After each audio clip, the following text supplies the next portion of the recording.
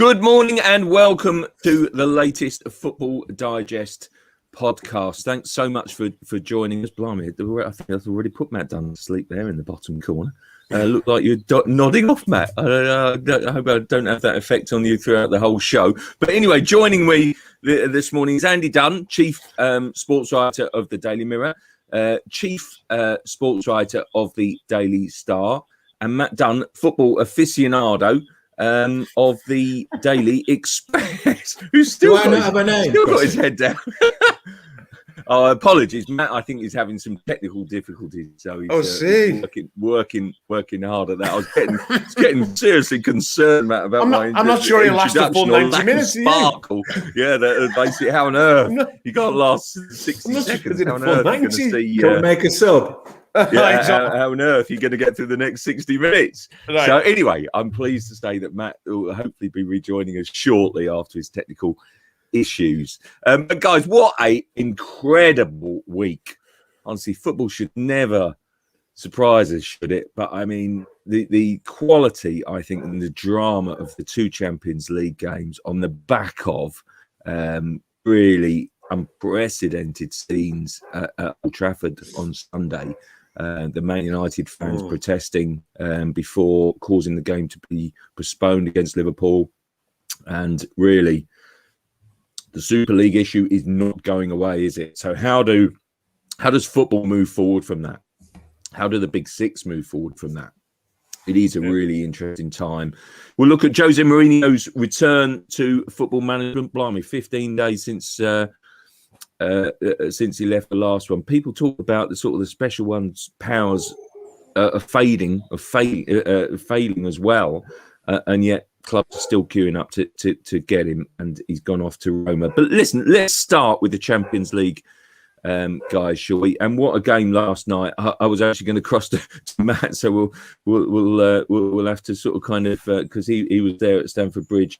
But really, it was amazing for everyone to see, wasn't it? Really, Jeremy, what did you make of it? And kind of Chelsea now making up this incredible all-English final, second in 3 years in Istanbul. What did you make of the game last night? Yeah, look, it was a thoroughly deserved win for Chelsea. They dominated Real Madrid last night, as they did in the first half in Madrid. Obviously, they laid the foundations for going through in Madrid last week. And they were even better, I thought, last night. I mean, quite frankly, they could have won 4 or 5-0. I know you were there, Crossy, and they were so wasteful in front of goal. But Madrid, for all their talent in that team, they looked really, really average last night. It looked an aging team. Ramos came back. Was embarrassed, quite frankly. They were absolutely all over the shop in the last half an hour at the back. And you're not going to win anything with a defence as disorganised as that. Hazard came back, obviously. Clearly wasn't fit. He's missed so much of the season.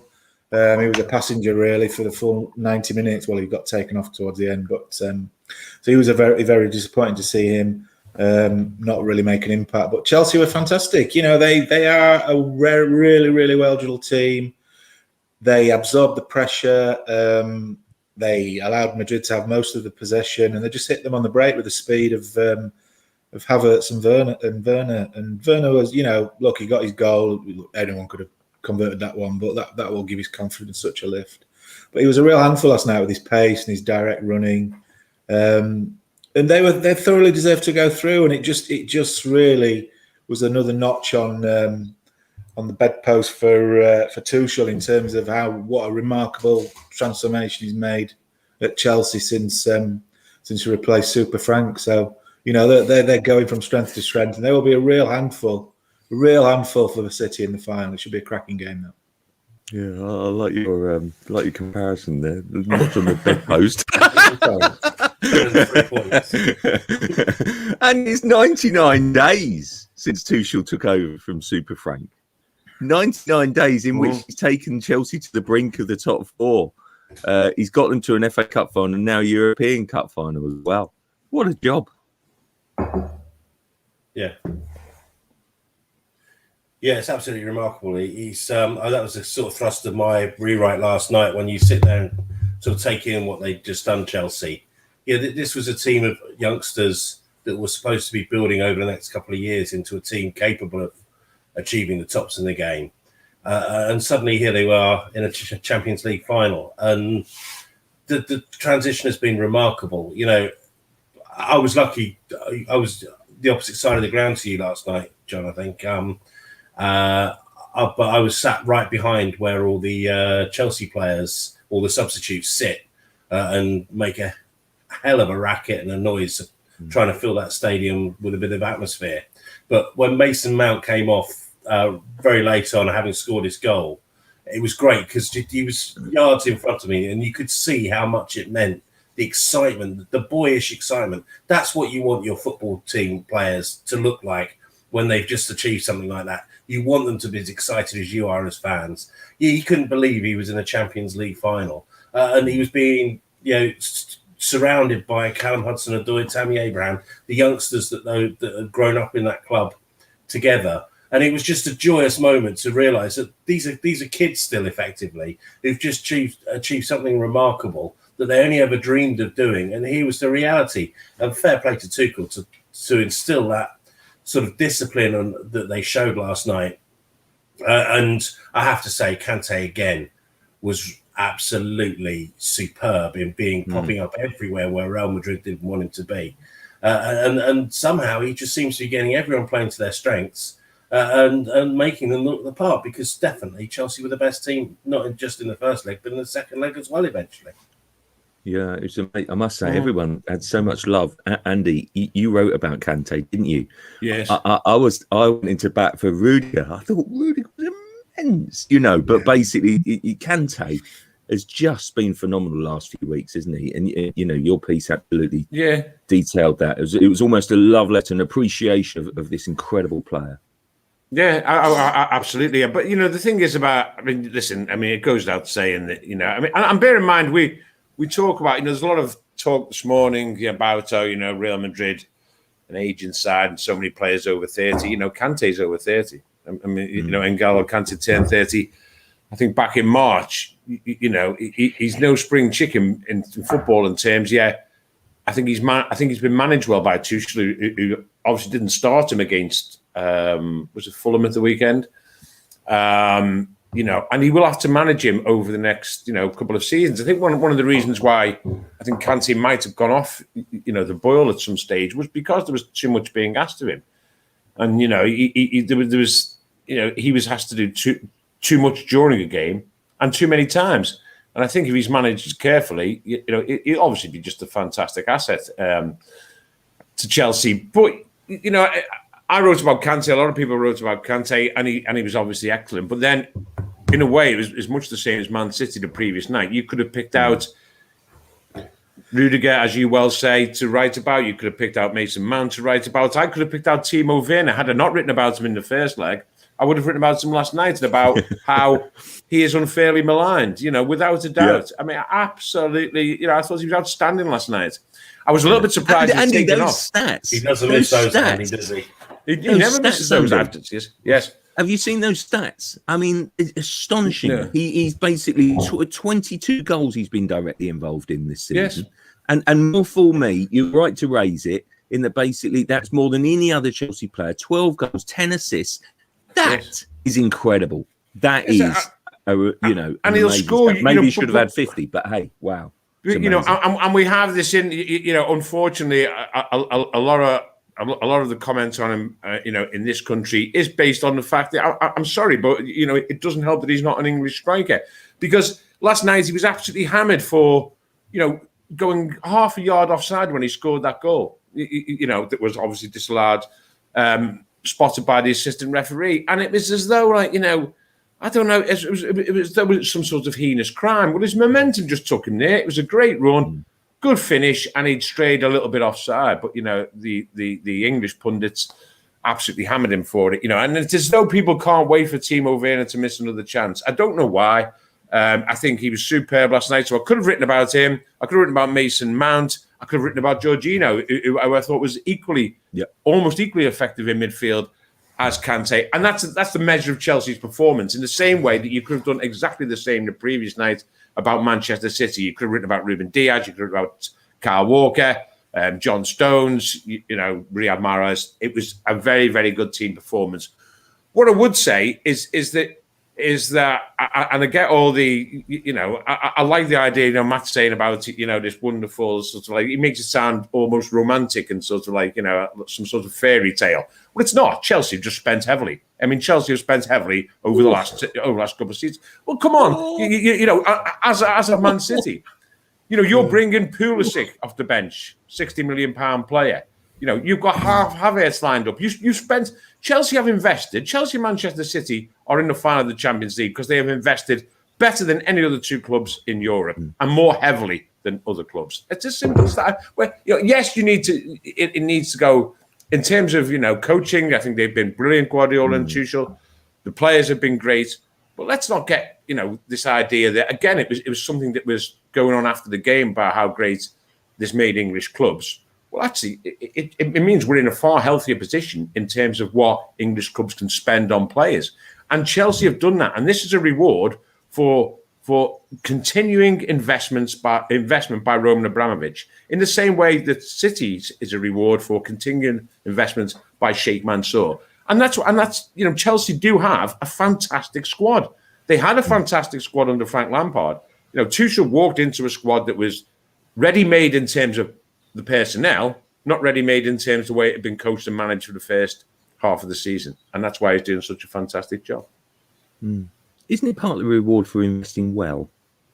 Yes, investing well and investing heavily. He's still investing heavily. He can still afford to I just look at the clubs, Andy. I mean, Arsenal's a great example. They have spent a lot of money. And they've spent it largely badly. Yes. I mean, Ruben Diaz isn't the most expensive defender in the world, but he was pricey. Don't get me wrong. Yeah, but what a player!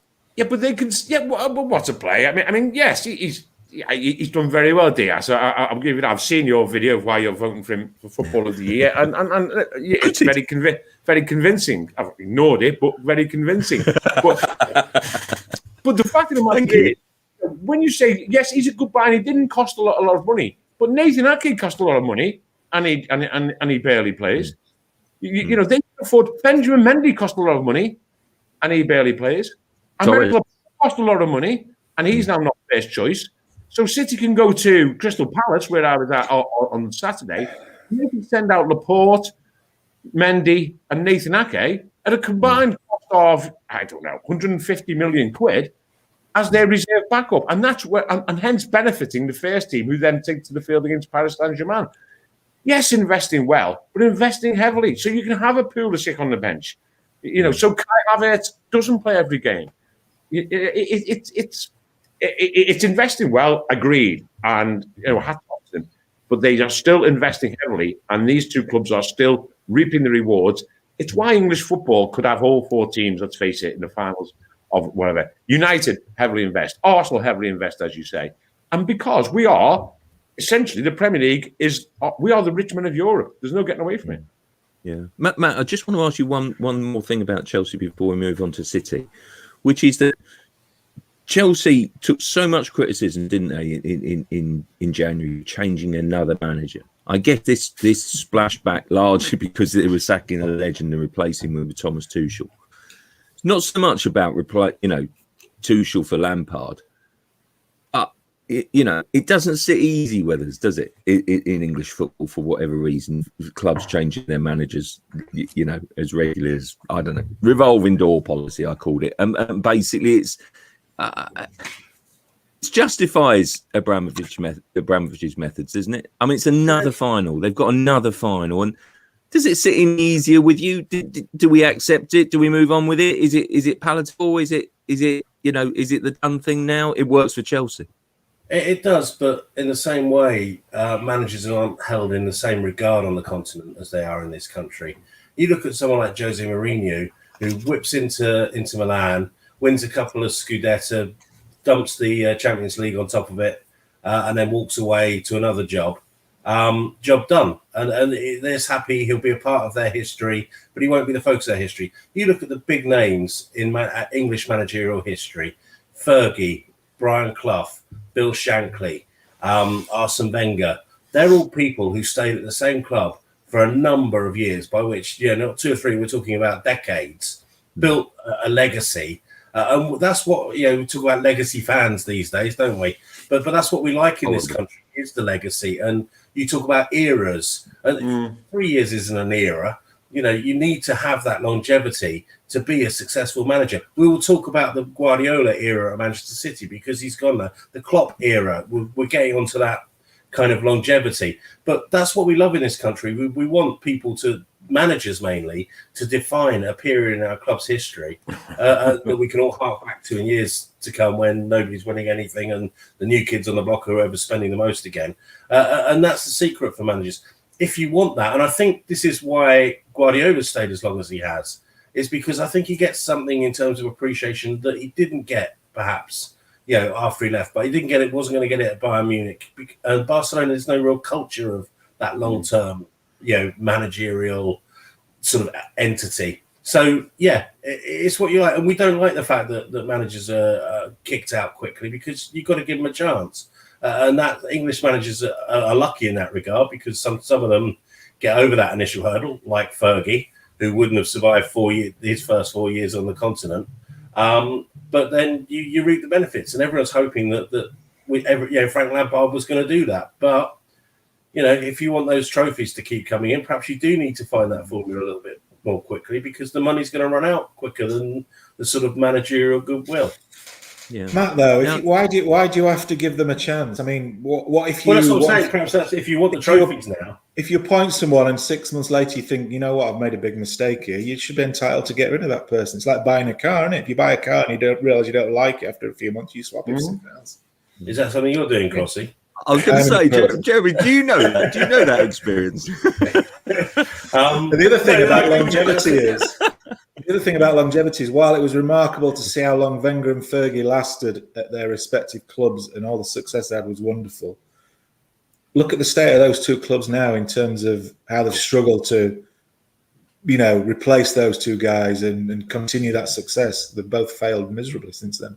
Yeah. Oh, no, absolutely. All that criticism that Matt used to plunder Arsene Wenger's way. God, blimey. Never finished below 6. Made the Champions League for 20 consecutive years. Never outside of Europe. Now look at him. Wow.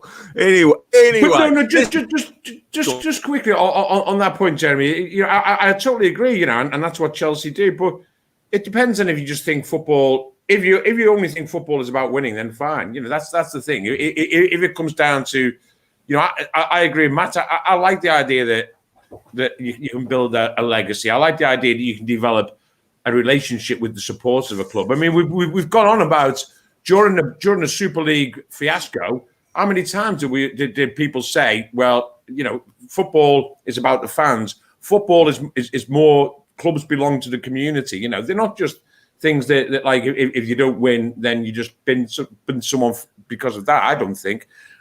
And you learn a lot about a manager who you might build up a relationship with when they're not winning.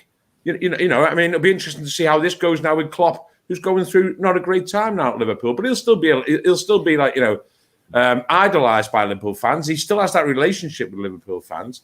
So yeah, I mean, you've got every right to and Abramovich, does what he does, and you won't have eras. You won't have the Scolari era or the Sarri era.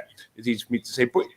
I do think if we claim that football clubs are not just businesses to be run purely for commercial success, then on the same point it makes it a bit odd if you just actually change someone because you're not a commercial success. I don't know.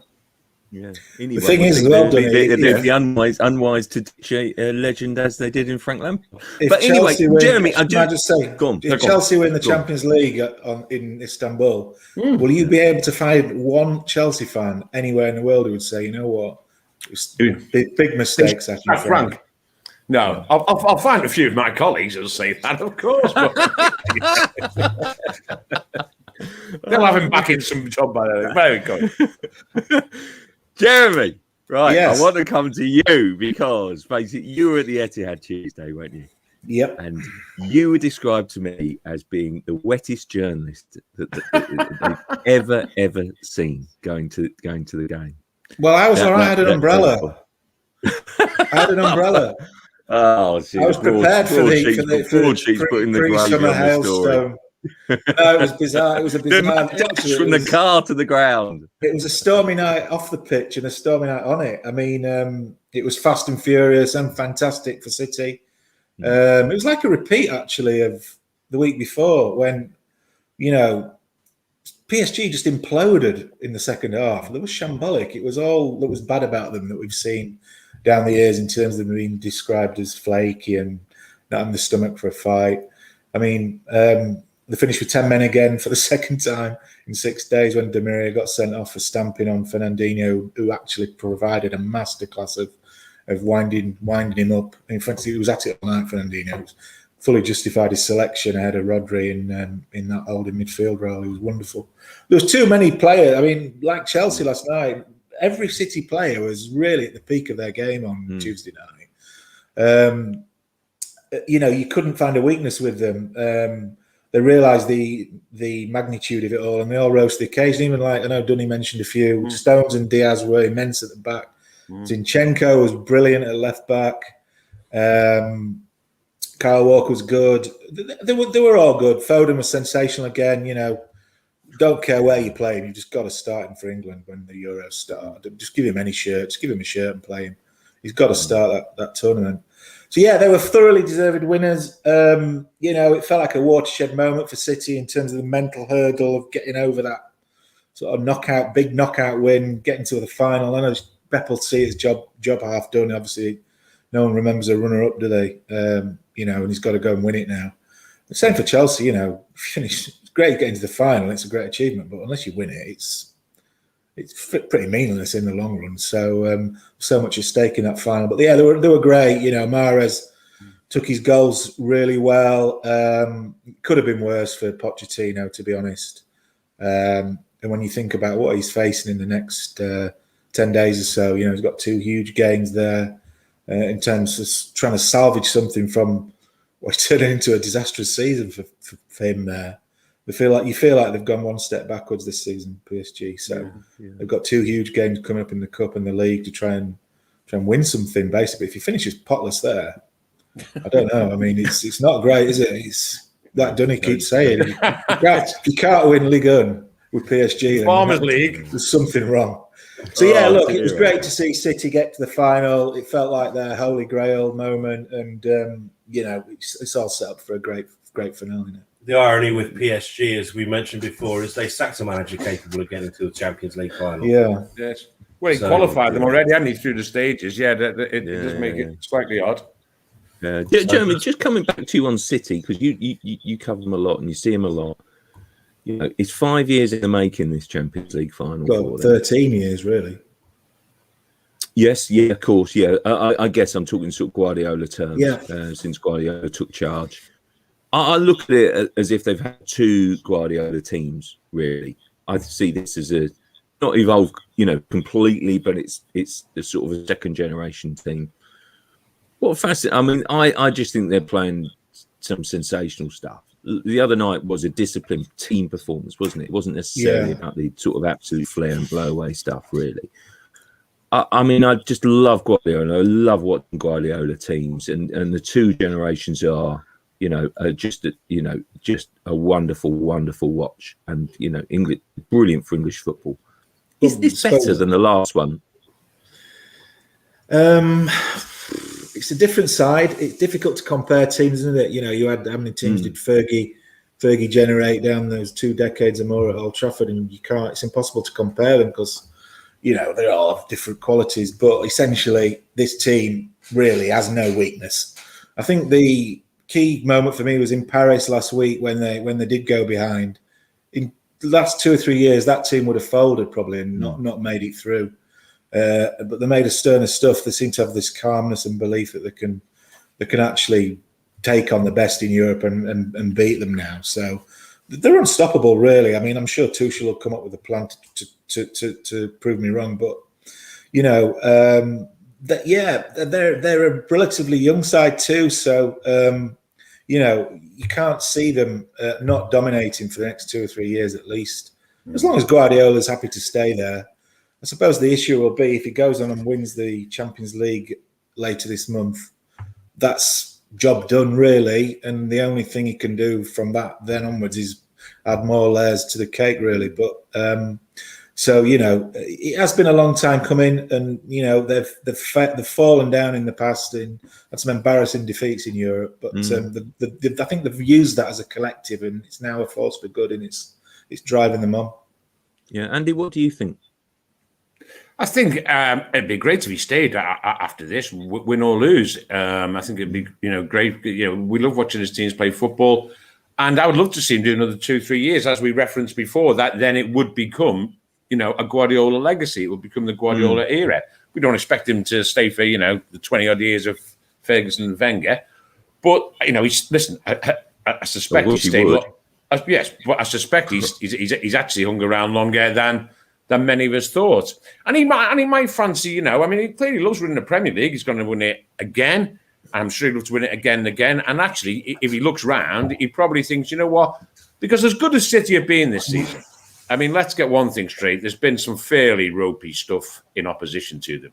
Let's not have this. There's no easy games in the Premier League, and every game's tough. Blah blah blah. It's not. There've been some fairly weak performances against City.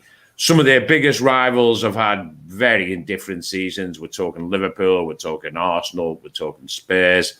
United are a clear second, and I can't remember ever being overly impressed by United, yet they're still a clear second. And I think that tells you all you need to know. It tells you all you need to know. Listen, City, they've scored, I think it's 119 goals in all competitions, and we keep saying they need a striker. But you know what? I think they probably do need a striker. However, they can get away with it, because they've got such a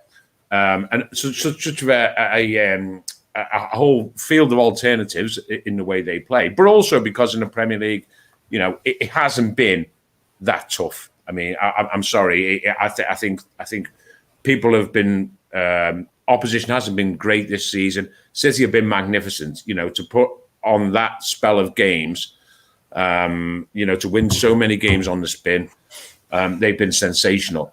So Guardiola might look at this and think, well, hang on a minute. Certainly Chelsea are now going to be, going forward, you would think, a live threat. United are improving, so it'll be a bigger challenge next season.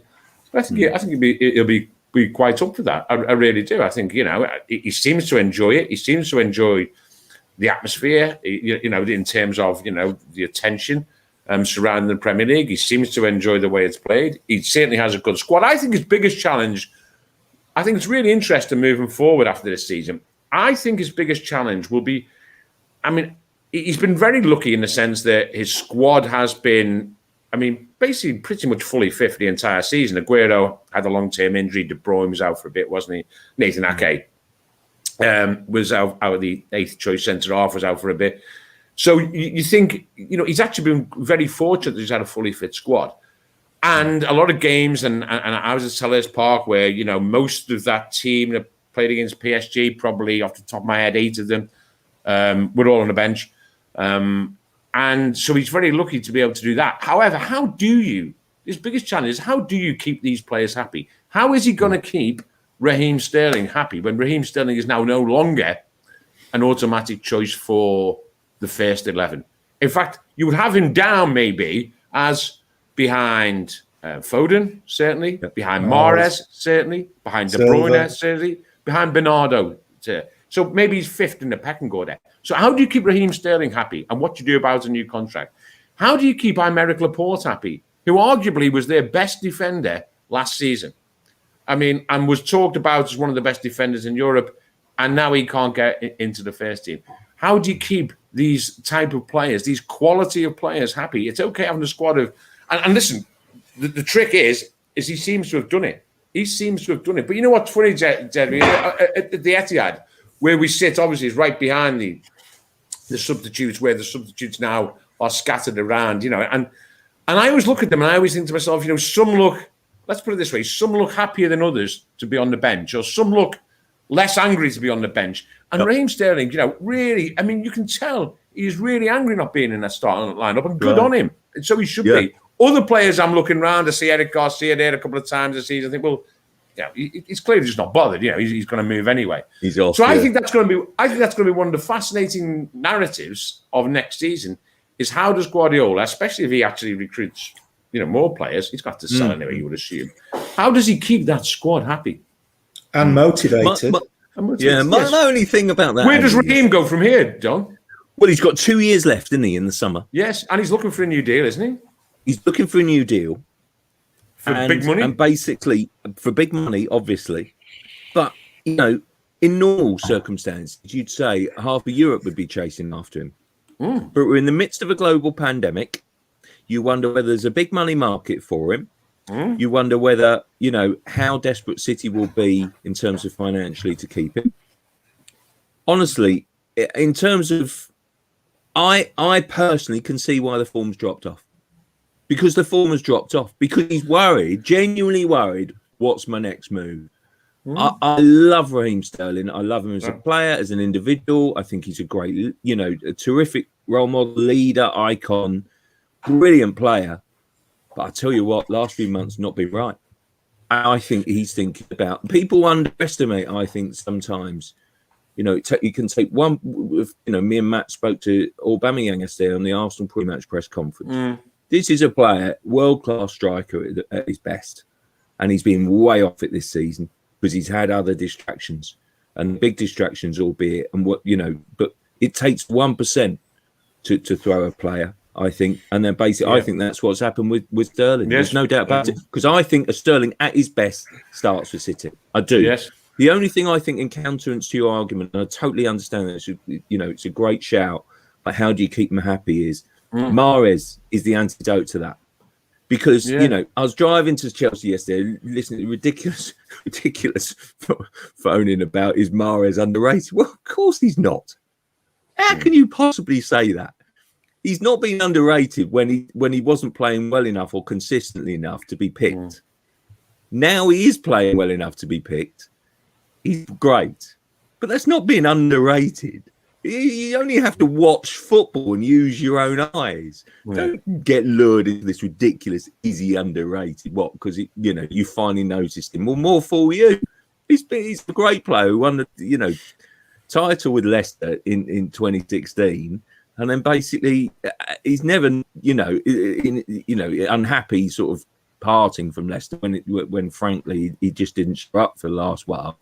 But he's been great for City in patches, no more so than this season. So, it's a bit bonkers. But look, Matt, just to move it on, we've got a dress rehearsal this weekend of the European Cup final, the Champions League final, Istanbul, at the Etihad.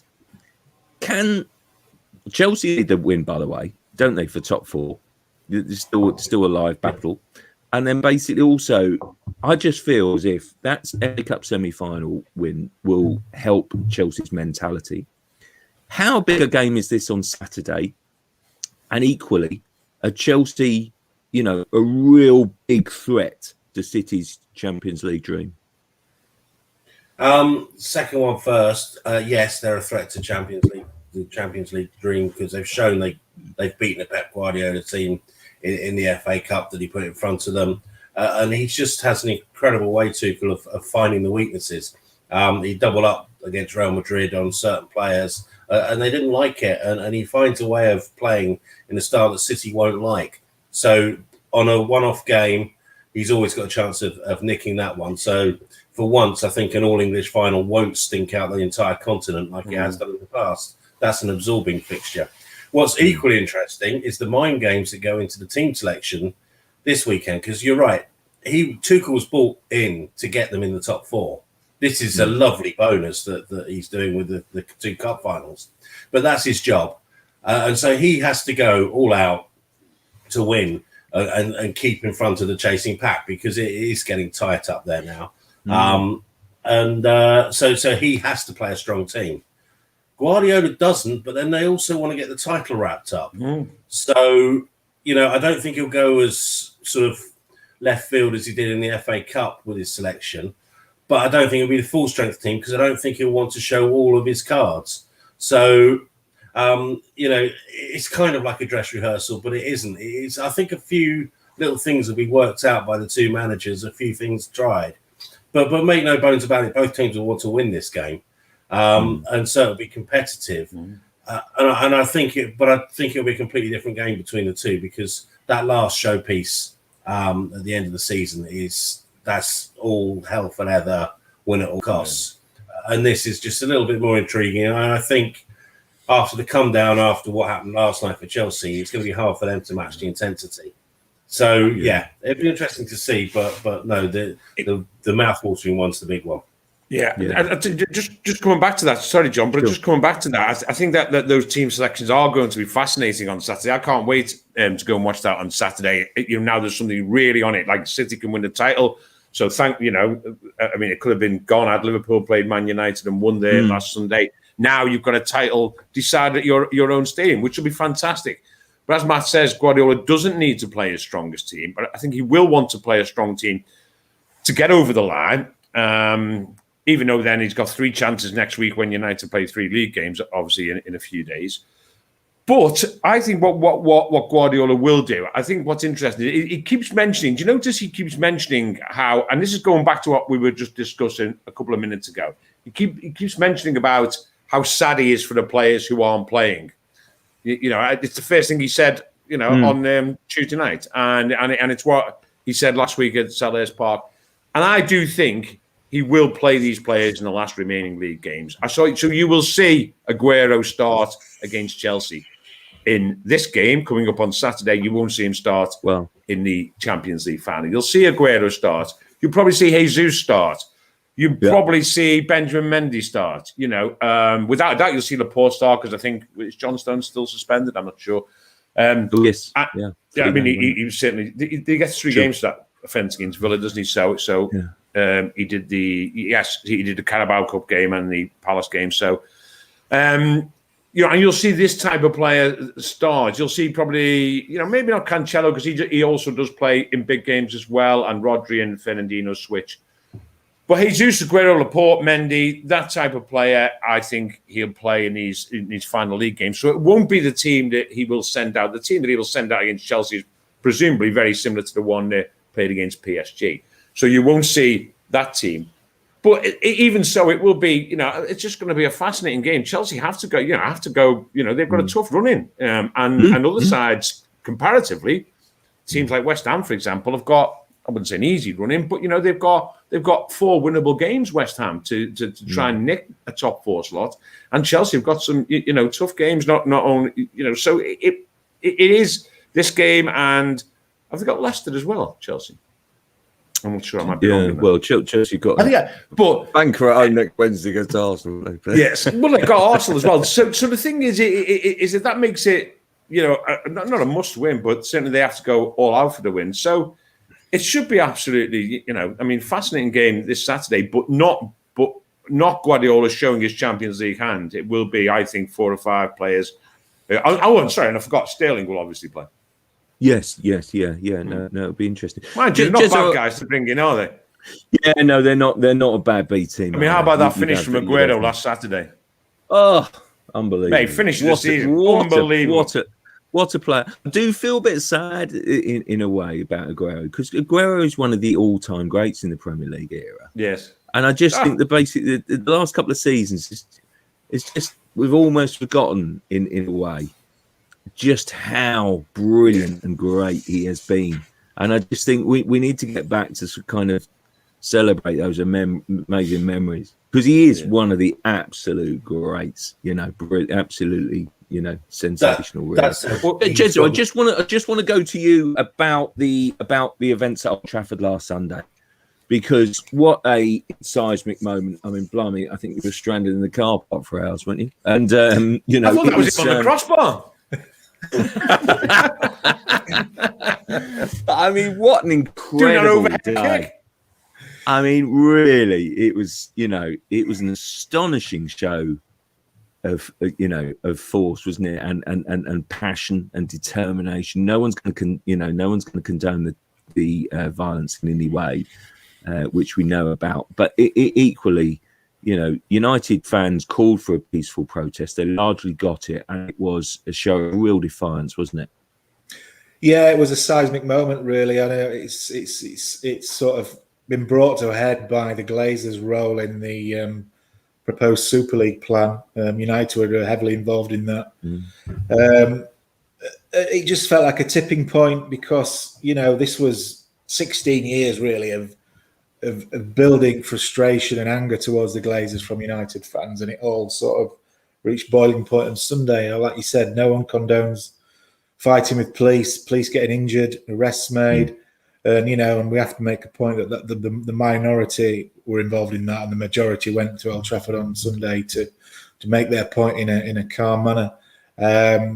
So yeah, it was one of those surreal afternoons. Really, we couldn't get in the ground to begin with. We all got there early just to see what would unfold. We never imagined what would unfold did unfold, but and when we eventually did get into the stadium, into the compound, shall I say, we were just left in the car park, really wondering what was going on.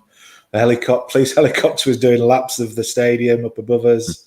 News started filtering through that fans had actually infiltrated the ground, got onto the pitch, nicked corner flags, swung on the goalposts, organised an impromptu penalty shootout with one of the match balls. It was just absolute madness.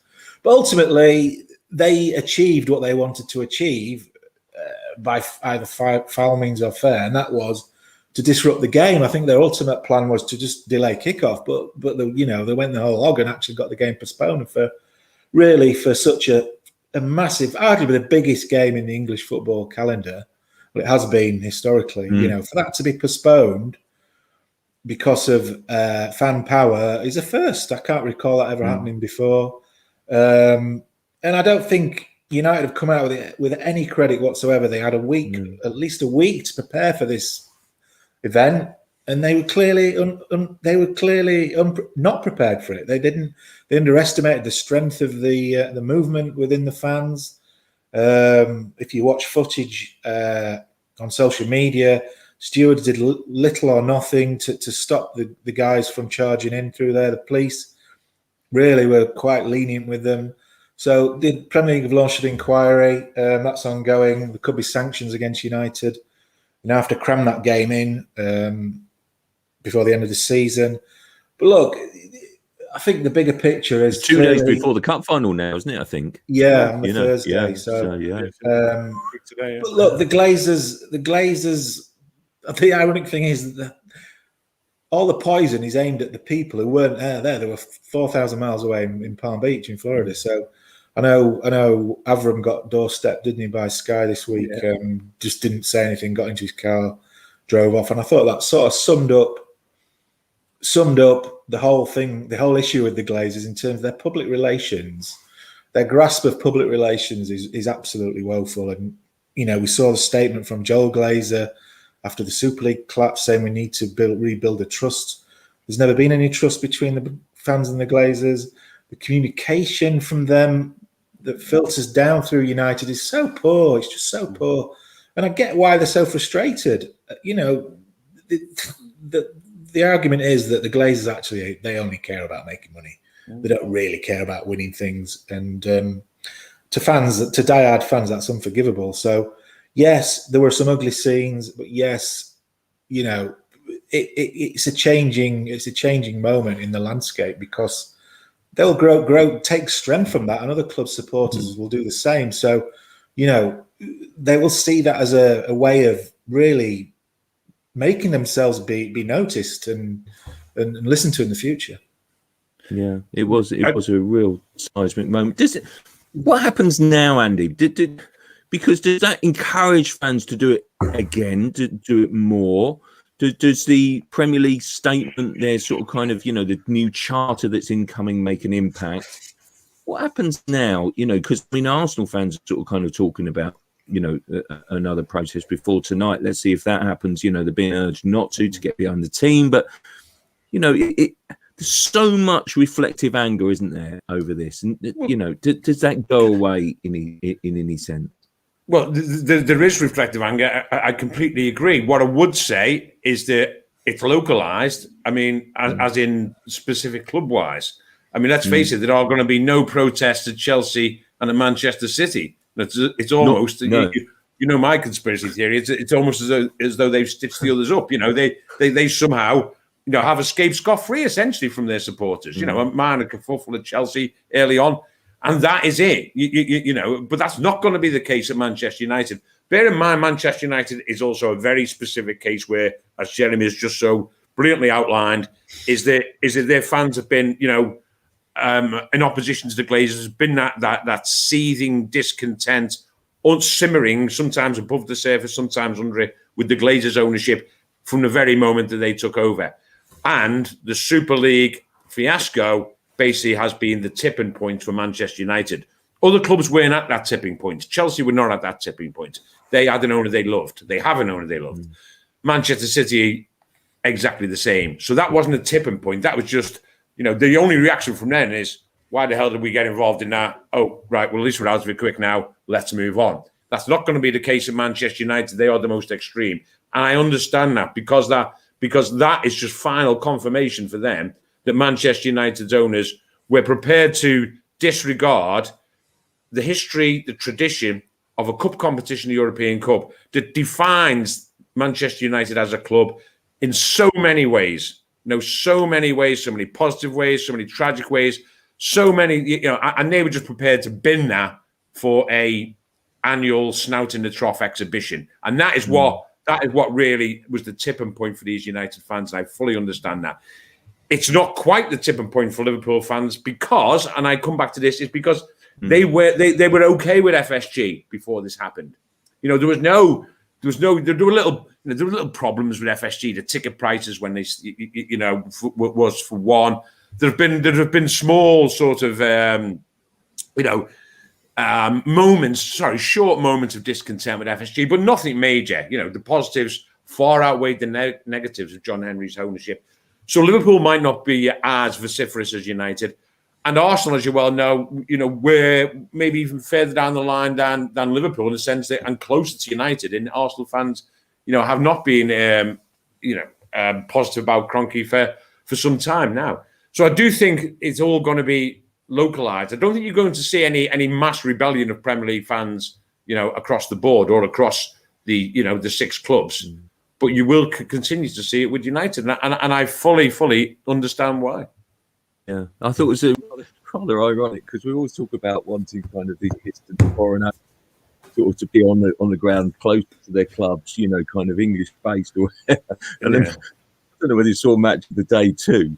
Well, despite having thousands of fans in Manchester, rather than getting one of them to talk about the protests that they've been involved, they crossed live to a fan in Barcelona. I mean, there's an irony about it. Anyway, I guess it was a global game. It did make me laugh, but really, God, blimey. Listen, BBC producers' contact book might have been a little bit more imaginative, shall we say?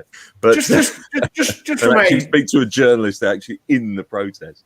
But there you go. Anyway, even if it's only from a cosmetic point of view, the idea that Chelsea have now come up with of having a fan on the board. Brilliant. That's a good idea. I mean, they've done it wrong. They've got it wrong so far, but they're trying to address it, Andy, aren't they? Yeah. I've told you. I think it was all a ruse from Chelsea, Man City. They were always going to come out, make sure the others go in, and then leave these to firefights. And as it is, Chelsea, Man City happily sort of. Manchester United fans stopped their team from actually playing. Chelsea, Man City fans are serenading their team all the way to the Champions League final, the FA Cup final, the Carabao Cup final has gone, and to a Premier League win. They'll face the consequences, Chelsea and City, in what punishments are handed out by the authorities. But in terms of their own standing in their eyes of the fans, they are away scot-free. And I just find the whole thing quite ironic. Andy, it's funny. I was there just on that point. I was there when the Petr Cech incident was there, and in the space of an hour, when it was announced that the whole ESL stuff was unraveling, Chelsea fans were singing, "We save football." Which I know. We save football. And that's in the sense of saving a drowning man by taking your foot off his head. Exactly. I mean, it's the same sort of exactly. thing. But we're heroes all of a sudden. I mean, we say football, which you have to say could be interpreted as ironic on so many levels. I mean, let's get that right. Yeah. Matt, I just we were together at wonderfully. It was so close we could almost hold hands, socially distanced, of course, at Tottenham on Sunday. But I don't know whether you were there just before we were allowed to go in an hour and a half before, because I did get there a little bit early just to think, blimey, might get some protests. might be some noise below. Were you up on the upper podium? I can't remember where you were, but there was some noise from down below, and I was thinking, blimey, the Spurs fans are sort of congregating there, and basically there's going to be another protest. Sort of, a few of us, I'm sure you were sort of kind of one of us, I don't know, and sort of we darted downstairs, didn't we? And then basically, to see where's this trouble, where's this noise coming from. I think it was some guy having a row over his jerk chicken order, We've been getting a North-South divide for you, Crossy. Exactly. I gotta say that jerk chicken place opposite has got an amazing journalistic reviews during lockdown. There was that great contrast of pictures. There was the sort of everyone on the pitch, all Trafford, all demonstrating, and then there was the picture of the Spurs demonstration, and it was two people busking, wasn't it?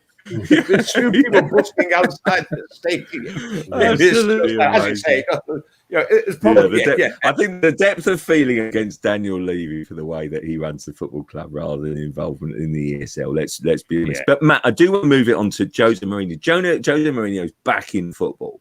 15 days after he lost his last job. But how wonderful to celebrate and see an amazing multi-million-pound contract heading the special one's way. But two things really. Are you surprised to see Jose back so quickly? And then also, who on earth is going to be the next Spurs manager, and who should it be? Right. Well, first things first. No, not surprised. The moment he said might take a bit of a break, that was a fair sign that he's got something lined up. Of all the cities to march triumphantly back into, Rome has so many connotations. But, actually, I'm the winner here. Look at me. You can almost see the laurels in his hair. It's remarkable. I expected Jose, and to be honest, I expected it to be Italy because his stock there is still sky high, as I mentioned earlier with his Inter Milan stint. I mean, he did nothing wrong in Italian football. None of the negativity that's come out elsewhere across the continent is part of his CV over there. So it's no surprise it's Italy, and in particular Roma, where there's a strong Portuguese influence, he's been looked after. And interestingly, not taking over straight away, so avoiding the banana skin of a game against Manchester United first up. But no, so he was always going to come back and get another big contract. But if he does queer his patch in Italy, there are a few leagues left for him to go to now. So this is the final test for Jose, I think, and whether he is still sort of relevant in the modern game. As to Spurs, where they need to go, Brendan Rodgers, your mate, is a strong. That's where they should be going because he understands football. He has managed at the highest level in the Premier League and has perhaps you look back on that period at Liverpool differently with a different perspective. It didn't quite work at the time, but then he's gone on and done what he's done at Leicester. Which is remarkable, and he's a project manager, which actually Levy needs because the two times he's got it right in his managerial appointments was with Redknapp and with Pochettino, both of whom built a sort of culture in the team. Harry was of his day, but it was entertaining football. It was you knew what you were getting, and then Pochettino effectively was this 5-year project. He kept on about it. And his big problem was they had made no plans for year 6. And so it all unraveled. Rodgers would have the same sort of long-term vision of where they'd be. And I think they'd manage a bit more carefully and it would be operating at a higher level than Pochettino started at. Martinez, I've heard linked strongly, and I think that would be a popular choice. I quite like the guy. I knew him, worked closely with him at Wigan when he was just building his career. And he's worked with some top players and seems, for as much as everyone queried it because of his Everton spell not being quite so spectacular, he's worked with the world's best players and kept them as the world's best players. And a lot depends on this summer. There could be a real test of his managerial ability. But I'm not sure he's going to be jumping ship to Spurs before his business in the summer sorted because he's not going to go into the Euro 2020 with anyone in Belgium knowing that he's off. So yeah, I mean, they're going to have to play a patience game. Nagelsmann would have been a good shout, but he was always pretty much a shoo-in for Munich. There aren't that many candidates, but if you do get it right, as Chelsea have shown with Tuchel, it can be the game changer. So those names. I'm just trying to think if there's anyone else I've left out. Well, I'm going to chuck three names at the other guys, Matt, if I may. Go on. Just and I agree with Nagelsmann. Frankly, if you speak to people in Germany, basically Nagelsmann's been stitched on, to go elsewhere for a while, basically by him, obviously. And Hansi Flick's going to the national job, obviously. So, I think Nagelsmann was a shout early doors, but basically, I think he's actually been he's had his head elsewhere for quite some time. So I do think, while it's legitimate target stroke story, I think that basically they've been barking up the wrong tree. And then basically that therefore has left them short, as you rightly say, of options. And I think three names that I think have come across my radar, I'm not saying that basically any of them are, but they're surprising to me, are Graham Potter, Scott Parker, and Ryan Mason.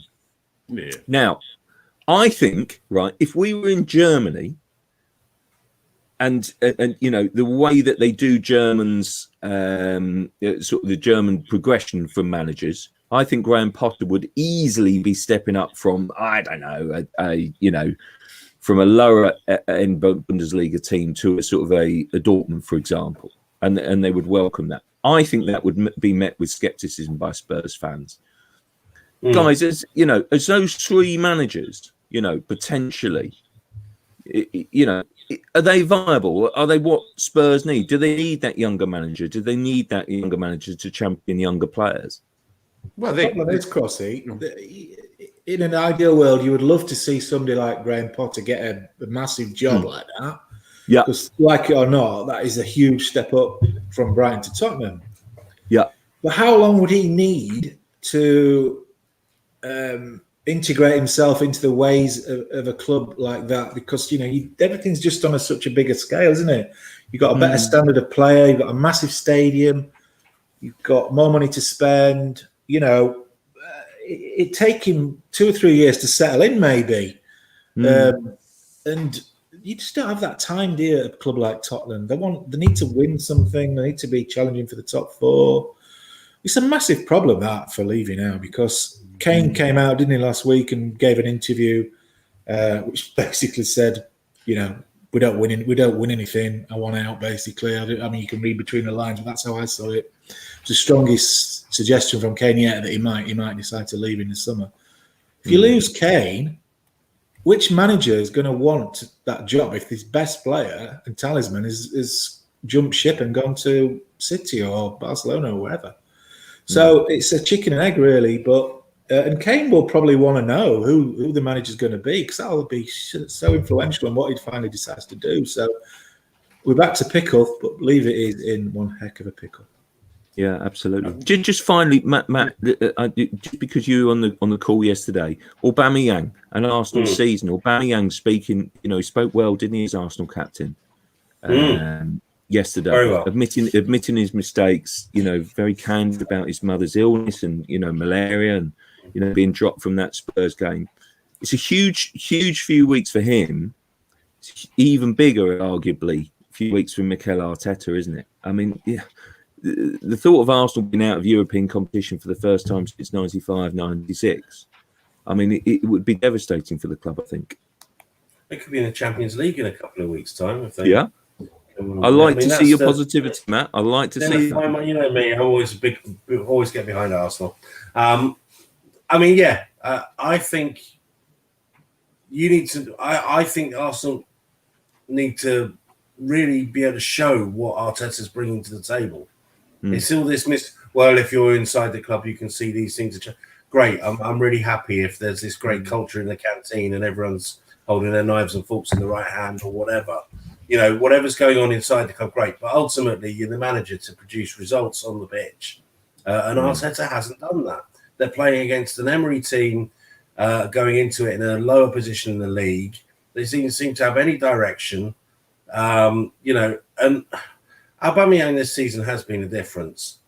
And if he's as good as his word, and his word was very good yesterday, then I can't believe he's not going to score a hat-trick tonight and then go and lift and probably drop the cup in in a couple of weeks' time.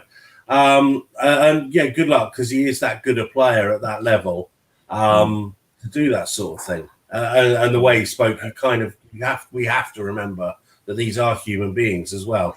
And he has had, a year of it, and as much as everyone's had a year of it, but his was worse.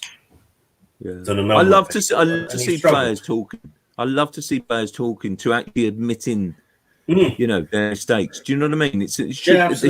There should be a degree of, self-reflection. That's fine, and but he wasn't examination. using it as an excuse. He was saying that's why it wasn't so good then. But the key thing to me was the fact that he says, now I take responsibility. I'm the captain. People are looking to me. And if he goes out there with that attitude, then he'll perform. And that's what you hope to see tonight and perhaps in the final. But that's the key. He accepts he's not been where he was. He knows why it was. He's explained why it was. But now he knows that, but hang on a sec, I am paid all this money. I am the captain. Now's the time when I have to deliver, and I'll be doing my best. So, I hope that works out for him. Otherwise, his manager will be, that's a stupid thing. He won't suffer. It'll be Arteta. Yeah, because Andy, go on, tell me. Because, the game Villarreal last Thursday was an absolute shambles, wasn't it? I mean, it really was a shambles. I mean, I've been so supportive of Arteta. I wanted to see him get the job. I thought he'd be a good appointment. And this, no one's going to fix it overnight, but you have to see some progress. And they've actually gone backwards in many ways. So this feels like a real seismic game tonight, doesn't it, I think? Yeah, no, it does. Sorry, I just had to nip out. Would you believe? I mean, Jeremy will appreciate this. There are hailstones the size of golf balls up here up north, lads. And I just had to nip out. I realised I left the car window open. So I just had to nip out. And there's like these golf balls coming in. I mean, unbelievable. I came back and Matt was still talking about the you, Andy, what would happen? What would happen if I left my car window open in where I live in London? Let me tell you. It's like you're leaving your back door open. Does that still happen up north, is it? I thought that was East End where they all did that, mate, of London. But listen, go back to Arsenal, mate. Yeah, listen, it's a really big game tonight. It's really, really big game. You do come back from the outside. You come back to the idea that, for all Arteta's struggles, he could be ending the season with a trophy in the same way that he ended, his last season with a trophy. Not a full season, obviously. So I don't know. I just look at that squad and I think there are some players there who can lead Arsenal to a sort of new era. The likes of Saka, and I just think maybe there's a couple of good performances in them, and I actually think they'll do it tonight. I think they'll turn it around tonight, and then I think it will be a really good game between in Gdansk against United, who inevitably will obviously avoid any catastrophe tonight in Rome. Yeah, let's put it into context with Villarreal. One of their best players in the first leg was Juan Foyth, who's injured for the second leg, and he wasn't good enough to get near the Spurs team. Exactly. That's the level they're playing against. For as much Arsenal's left side made him look like Cafu. Yeah. Arsenal's left side was an absolute shocker. As good as Pepe was great going forward, he offered Xhaka, who's never been the quickest, no protection at all. And Xhaka at left back got absolutely destroyed. I mean, if you don't fancy Xhaka as a midfielder, take him out of the team. Don't play him at left back. Bonkers. Absolutely bonkers. Xhaka can't play midfield, let alone left back. I know. I mean, he's had his good moments, in fairness, Jeremy. Honestly, I really genuinely believe that. And then basically, but when he has a stinker, he has a stinker. And basically, I've just not got the left back thing. I've just not got it. You've got to have pace in the modern game to play fullback. Yeah. And my God, Tierney's got that, and he's a super, super player. But to replace Tierney with Xhaka, I mean, come on, please. I actually think that Xhaka actually gets a bit unfair stick because at times when he's in midfield, Arsenal are a better team with his solidity. Arte's been a disappointment, really, frankly, hasn't done it, seen what him in flashes. So maybe it's a game for a few questions to be answered by players, and for the sake of an all English final, let's hope they do it. Great to see. But guys, let's finish please, on a suggestion here. I forgot. I actually suggested it was a great idea. On Andy. Well, he must have a good one. He must have a good one lined up then. I've got loads of good ones in this one lined up. No. Well, I'll tell you why it was. I was trying to think why I could time, because I was listening to a radio phone-in or a program the other day with Declan Rice on it, and it was on TalkSport, and I think it was, and they were trying to guess what Declan Rice's nickname was. You know, and they were trying to come up with like, you know, innovative nicknames, and it turns out it was Deck or Ricey or something like that, you know, and that was given to him by Mace or Mounty or something like that.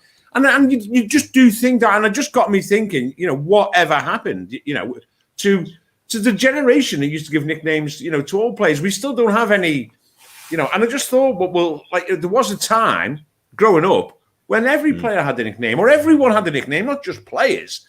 And in Liverpool, for example, you know, everyone had a nickname. Everyone had a nickname at school, and everyone had a nickname in the football team, and everyone had a nickname. Like my father worked on the docks in Liverpool, and the first time he took me down there, literally every single bloke he met would have a nickname. I was walking down the street, and these two blokes were opposite, and they looked like they were, you know, struggling. And my dad just says, "Itchy, Scratchy." And I'm like, "Itchy, Scratchy? Who's that?" He said, "Well, it's Itchy Mick and Scratchy Joe. They both got fleas. We call them Itchy and Scratchy." And then these guys were just like, "Oh yeah." They used to have a guy. They used to have a guy who was in charge of the crane, and the crane, as you know, goes down to container. It's called a guy rope, and he was at the top of the crane, and they used to call him the lenient. And I said, "What do you call him lenient for?" And he says, "All he ever says is let that guy go. Would you call him the lenient judge?" And he would answer this name having a pint. And all the footballers had nicknames. You know, growing up in watching Liverpool and Everton, you know, we used to call. I mean, at Goodison, obviously, Earl Barrett, if you remember Earl Barrett, a great fullback who was distinguished for Everton. But we used to call him the fireman because everything he touched went out. And that's what he became known as. Stuart Barlow was Jigsaw because he goes to pieces in the box. I mean, but I think we've all had a few strikers like that. But people had nicknames going back to Liverpool in the 60s and 70s. You know, you remember Tommy Lawrence, their goalkeeper, you know, it was the Flying Pig. Chris Lawler, who was a fullback, you know, used to sort of like glide, or he was known as Slippers, and they all had nicknames. And I'm sure that was the same. You know, we've sadly said farewell to, you know, a lot of players from that generation, you know, from all clubs recently. And generally, when you know you were reflecting on their careers, they all had nicknames. We just don't seem to have too many clever ones anymore, do we? I mean, do you remember sat there in Russia, in Repino, and Maguire, and it soon became apparent it was because Vardy was walking past, wasn't it? And Vardy said, "All right, slabhead," and then we all sort of picked up slabhead, like, you know, and that was, and it's a nickname that sort of, you know, it catches your attention, but it's not overly sort of like, you know, overly ingenious, is it? But do you remember, Crossy? The thing is, as well, I remember whatever tournament we were at, and it became a big story. I'm not sure it was your story or not, but it was a big story when we first found out that Wayne Rooney was known as Wazza. Yeah. That was a major story at some tournament we were at. It made the front page. They call him Wazza. It was his. It was the Euros, wasn't it? You know, Euros, I mean, 2004. It was, and that was a big story that Wayne Rooney was called Wazza. You know, Wazza. I mean, it wasn't quite Beckham being called Becks, but Wayne Rooney was called Wazza. And we don't get those ingenious nicknames anymore. We had Fitzhall, obviously, he was known as One Side. I was going to say, I love that. I mean, One Side is but anyway, let's tell the One Side. But you know, and we just don't get them anymore. I mean, is there anywhere where you think, well, that's clever? No. Rugby league. Well, let's look to the other two guys to serve them up. Come on. Yes. Well, Johnny's made the point that basically we're living in a different era now, don't we? So everyone's nickname is Mounty or Righty or whatever. But the one that made me laugh was how when Chris Smalling was called Mike Smalling by Louis van Gaal on a TV interview, or it was at a press conference. He called him Mike about 3 times. All right, thinking, who's he on about? Mike who? He just was absolutely oblivious to the fact that he got his central defender's first name wrong, and he was then known as just Mike. He was back last week actually for Roma, and you could hear sarcastic shouts of Mike from certain players. Yeah, that was amusing. There's plenty of calls of Dave last night as well with Chelsea with that's not bad, is it? Yeah, if you bring that up.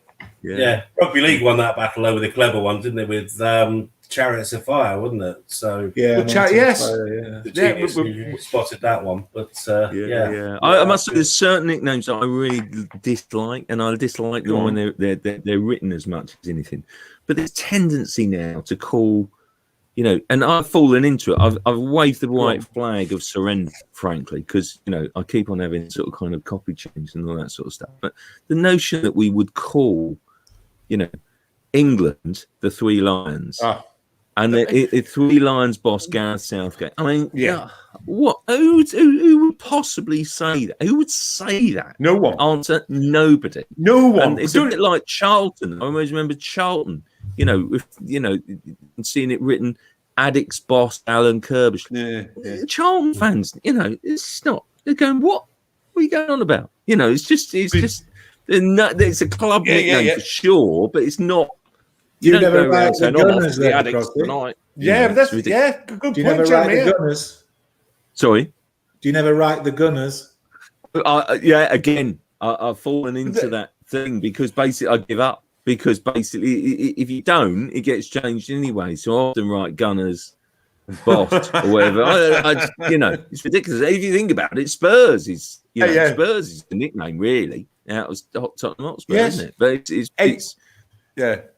Crossy, let's not get on to cop boss, eh? You're good. Oh. Right, but anyway, we're going more into our business here. But I totally agree with you what you say about addicts. And first of all, the Three Lions thing. You know what? That's promoted and generated by the FA. That's what it is. It's a commercial thing. Let's face it. That is a copyright commercial branding thing as you wear. It's like when teams change a badge. All of a sudden, Three Lions this, Three Lions that. Didn't Badil and Skinner start that though? Sorry? Three lines on the shirt. Yeah, they started with the song, and the FA have picked up in that, and it's become a badge. You'll get official releases from the FA and official social media posts saying, Three Lions this, Three Lions. Going back to Addicts, boss. The difference between Gunners and Addicts is that I've never met a Charlton fan who will refer to them as that. But then that also goes back on the nickname, broadening the nickname things out. There was a time when all the teams had nicknames, and they were maybe half used, but of course they're not they're not anymore commercially viable, are they? So I mean, what would you're not saying the Toffees is commercially viable, doesn't he? Well, Toffees has sort of made a bit of a comeback, I mean, amongst fans that has made a bit of a comeback. There was a time when you thought, well, no one calls Toffees the Toffee men or the Toffees. But then it made a bit of a comeback. And as on social media now, you will get UTT up the Toffees, and you will sort of, that has made a little bit of a comeback. But it's an old-fashioned nickname. I mean, I heard someone refer to, Wycombe Wanderers as the Chairboys, the other day. Now, I'm sure they are. I mean, but only in the same way that, say, I don't know, what other old-fashioned nicknames were. Yeah, they are a bit, aren't they? I like Posh. Peterborough, Posh, the Royals. Yeah, but they were calling Posh days as well. Luton and the Hatters in the same sort of bracket as the Chairboys, isn't it? Who were the Biscuit Men? Lincoln, I assume. Crossy loves the biscuit, to be fair, don't you? But anyway, but listen, in terms of players, we're just, I am just trying to desperately think of any, when I think, well, what a great nickname that is for the player, and he's universally called that. I'm sure there must be out there.